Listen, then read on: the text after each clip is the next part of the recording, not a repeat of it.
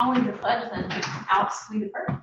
I pledge allegiance to the flag of the United States of America and to the republic for which it stands, one nation, under God, indivisible, with liberty and justice for all.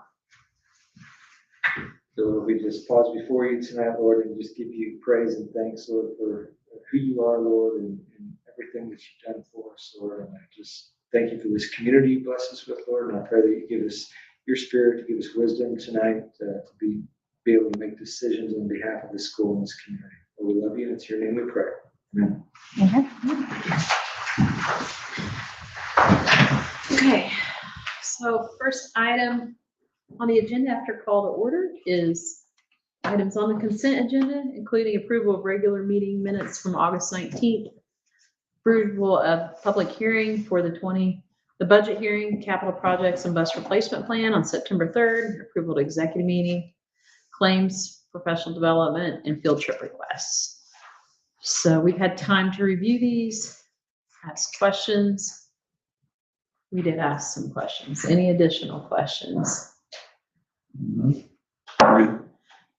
So I will entertain a motion to approve the items on the consent agenda this time. So moved. Second that. And all in favor? Aye. Next item is comments from patrons concerning items on the agenda. Okay. Next item under new business is letter A, public hearing for collective bargaining by statute. So at this time, if the board is ready, they will open the hearing. It's a joint hearing between the Barr-Reeve Community School Corporation and the Barr-Reeve Teachers Association to hear any comments from the community prior to entering into collective bargaining. So at this time, we will open the public hearing for collective bargaining. Any public comments out there or online? Okay. And you can close the hearing. So at this time, I will move to close the hearing and I'll entertain a second. I'll second that. All in favor? Aye. Next item under new business is adoption of budget resolutions, capital projects plan, and bus replacement plan. So as a part of our budget process, we had the hearing that took place on September the 3rd. And again, this is, tonight we'll be asking permission to adopt the budget. But again, remember, this is the piece where we're still adopting that advertised budget where everything is inflated. Because until we get our 1782 notice, November, December timeline, nothing is set in stone on that. And our numbers will be more accurate. Initial projections are showing that everything will come in pretty much similar to what we've had it. We don't foresee any surprises in there, but we still have to protect the budget by advertising everything high, just in case. So, but like I said, we have pretty much all of our information back now, so we should be good on that. But the resolutions tonight that we are asking that you approve would be one for Tamara to be able to transfer in between our lines. So we have our appropriations for each fund, and then each line in that fund, she goes through and gives a good estimate of what our appropriation needs to be, but sometimes one line needs a little bit more than another. Still working under the same umbrella of the appropriation, but she needs to move some things around from time to time. So permission for her to be able to do that. And then the resolution for the fall budget hearing, that is a resolution where the board acknowledges that we had the hearing and that you've seen the adopted budget, the proposed adopted budget, but you do understand that when that 1782 notice comes in, that we might need to make changes, move maybe a fund, a revenue source from one fund to another to balance it out how we need to. And you're giving me permission to be able to do that. But it also states in here that I would only do that by contacting you as well and making you aware. I wouldn't just act solo on that. Then we have the recurring transfer from our education fund to our operations fund in here. And then we have the bus replacement plan, which I presented to you at our budget hearing, and it's also online. Same thing with our capital projects fund. Okay. Any questions? No. Okay, so I will entertain a motion to approve the budget resolutions, capital projects plan, and bus replacement plan. I'll make the motion to approve what you just said. Okay, I'll second. All in favor? Aye. Next item, under new business, C, approval of 2025 Harold Fish agreements. So there are two, and they can be approved under the same motion. And so Harold Fish is our company who we partner with. They come in and they look at all of our mechanical, they do maintenance, they do annual inspections for us, our HVAC, all of our big systems, our backflows that we have. This year, we did go ahead and transfer over our kitchen to them as well. Our prior company, they had some inflated costs last year when we had to do some repairs with them. So we did a little bit of shopping around and found that HFI came in more competitive for them. They're already doing our other pieces of equipment, so it made sense to have one company coming in and looking at those. HFI works very well with Corson because we have some domestic backflows and then we also have some fire backflows. And so they've worked together to make sure that they're not duplicating the work with each other and they know what the other one is doing on that. So it comes with a larger price ticket and stuff. However, when we look at all of the equipment that we are inspecting and updating, to have something go wrong with one of those pieces is an even greater price ticket. So they've been very good to work for. Mark especially has been very pleased with them. Their main office is located out of Bloomington, the one closest to us. They can get technicians here very quickly to help us. Questions, Motherboard? Okay, I'll entertain a motion to approve the HFI agreements. I'll second that. Okay, all in favor? Aye. Aye. Okay, next item is approval of the human sexuality curriculum for this school year. So this came out of our new legislative session that we had this past spring. And so every year, the board is supposed to be presented with the human sexuality curriculum that's being used in the school corporation prior to it being taught in the classroom. And then after board approval of it, we will post it online so that families can have a look at it there.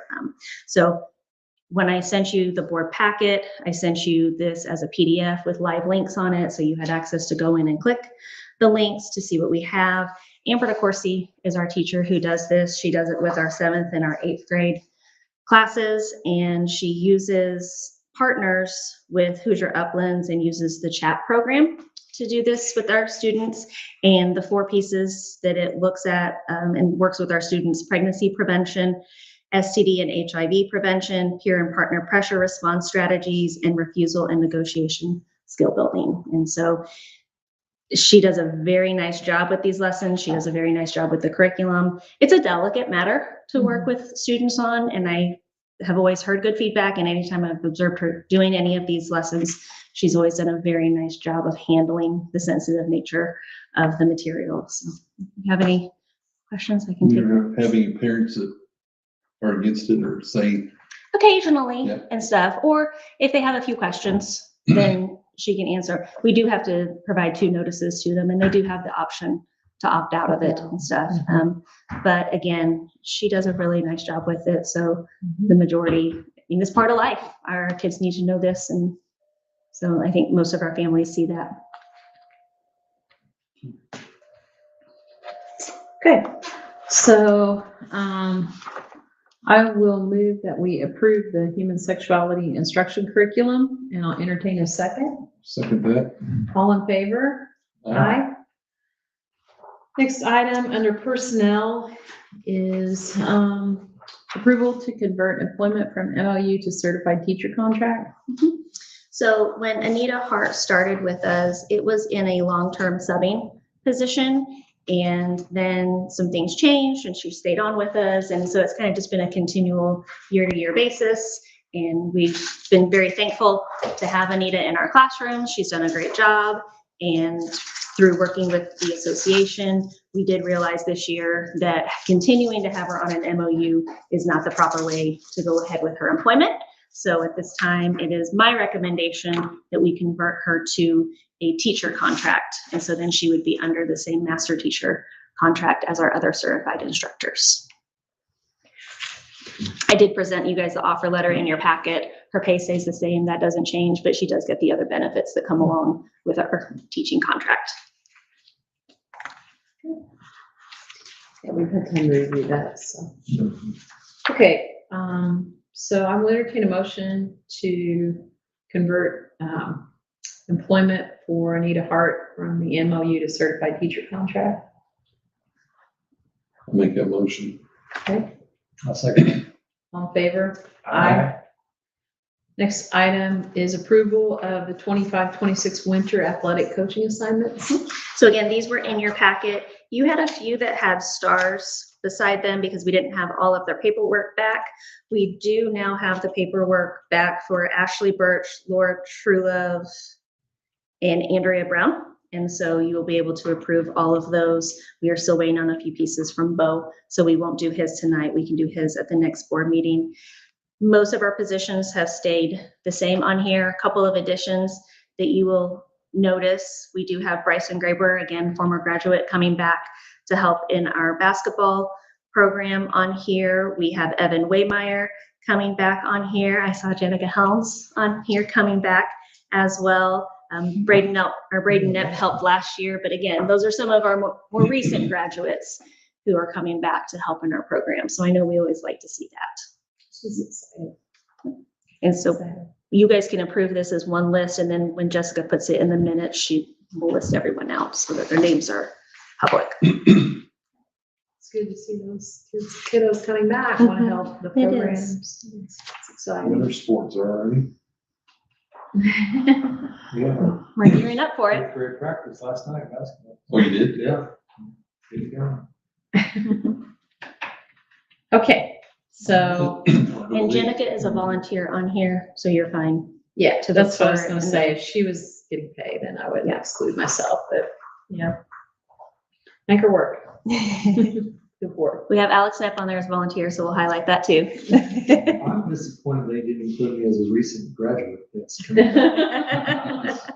30 years as a recent. That's funny. Well, it's all relative, right? That's right. Mhm.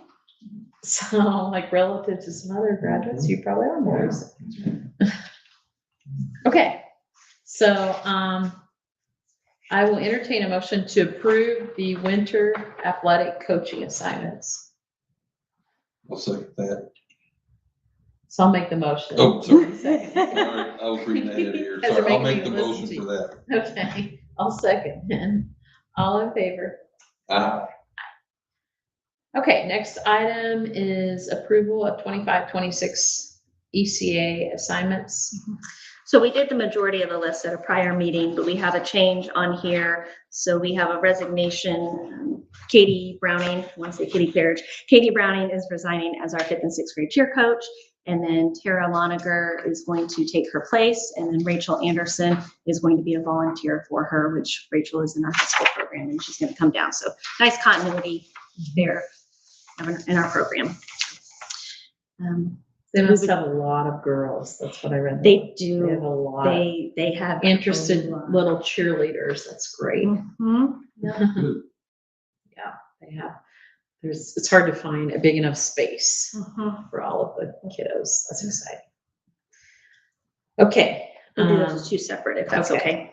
So I will move that we approve Katie Browning's resignation as the 5th and 6th grade cheerleading sponsor. I'll entertain a second. I'll second that one. All in favor? Aye. Aye. Okay.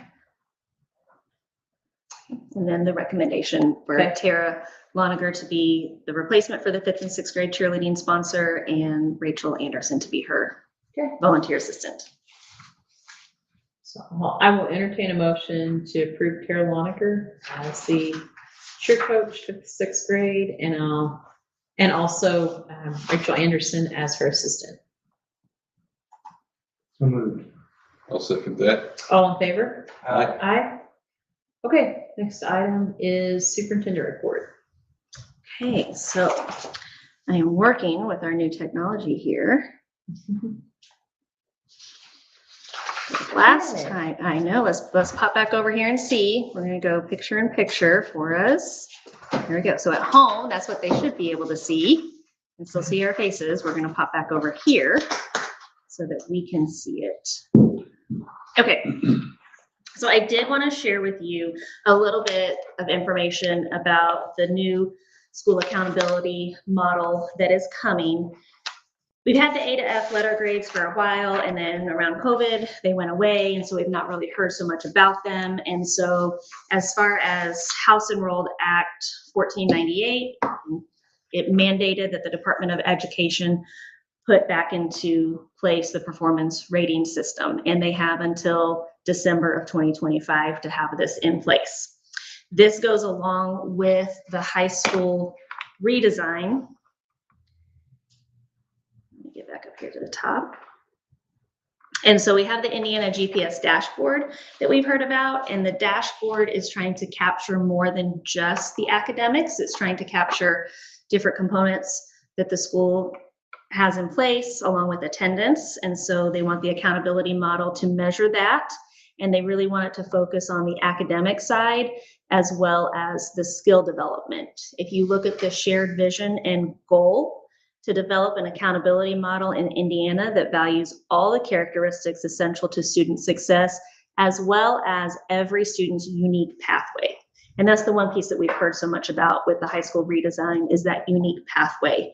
And so then how do you measure that for a school? If you're doing all of these unique pathways, your system has to reflect that. I do feel that the state has done a nice job of putting a system in place that attempts to do that. Do I think we're going to see some changes with it as you live with it for a while? I do, but I do think they've done a nice job for a good start on it.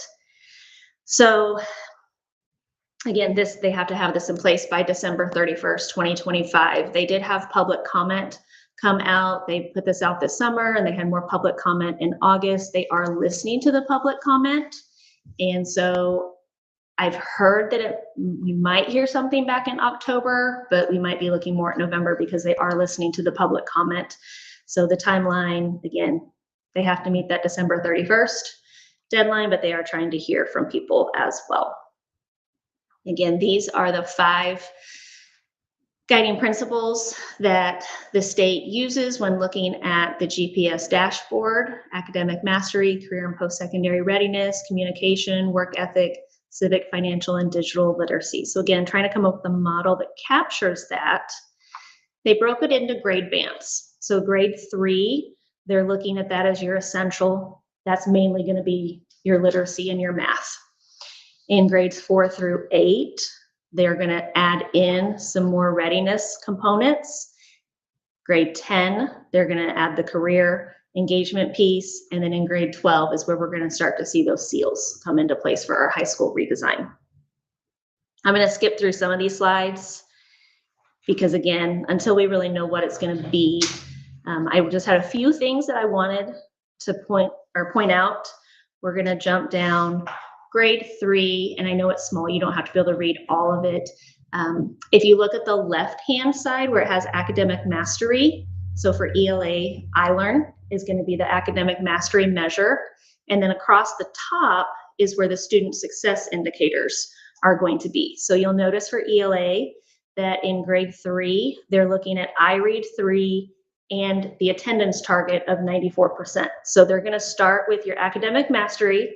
They're going to look at where you scored on there. And I feel like I'm back in social studies class and I'm doing longitude and latitude. You put your finger here, you put your finger here, you bring them together, and wherever that point meets is how they fill in the rest of it.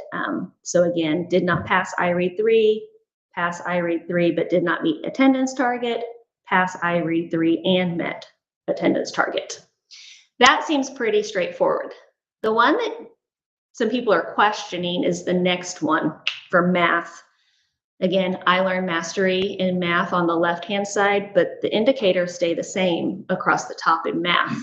They have the iRead 3 component and the attendance target as well. Now, there can be a strong case made for, obviously, the stronger reader you are, it's going to help you be able to read your directions, be able to read your story problems, and those types of things in math. We are starting to see from the state where there's going to be a complementary assessment to the iRead 3 in math. And so we could see that maybe taking place or replacing the iRead 3 on the math side moving forward. We're not exactly sure on that. This is the one that's interesting, is the grades 4 through 8, because now you're going to see they still have iLearn, but all of these student success indicators come into play. And most of them are dealing with growth. So it's still an academic measure, but it's going over on the student success side. The attendance rate is in there. There's a passing score for social studies, passing score for science, but again, these aren't given in every grade. So really, I mean, your 4th grade is going to carry a lot of the weight for what this score ends up. You know, some of the grades aren't going to have some of these in there as well. Complete 2 credits of advanced coursework with a grade C or higher prior to the end of 8th grade. That one would just basically be high school credits that they earn in junior high. Our health class does count for high school credit in there. We do have some of our students who take Algebra 1 as 8th graders in there, but it does say 2 credits in there. So that's something that we'll need to look at moving forward, is how do we structure some of this? You know, the state did put into place where kids have to go on an advanced math track if they passed iLearn and they have, I believe it's a C, I don't think it's a C, might be a C minus or better. I think it's a C or better in their math class, and they have to go into an advanced track. So we're gonna have to see how some of those pieces play out for us. Again, you got your left column, you've got your top columns, and put your fingers together and that's where they land to come up with those. Kiddos who move to us that don't have growth, those growth pieces come off and they would be performance only on here. And I know I'm going fast on this. I really just want you to kind of have an awareness right now about what's going on. Grade 10 on here, this again, the mastery piece for them is that they're on track with their credits by the end of 9th grade. And that's a statistic that comes out. If kids fall behind in 9th grade and they're not on track, their likelihood of graduating drops considerably. And so it's a good measure to make sure that kids are on track. Our kids are always in a very good spot on that one. But then again, some of the questions are coming in when we look at the top piece. So PSAT scores, biology ECA scores, 2 credits in 9th and 10th grade for college and career readiness. That's what they're using to measure the success piece. But again, we're talking about everyone's unique pathway. PSAT is a college preparatory test that kids take.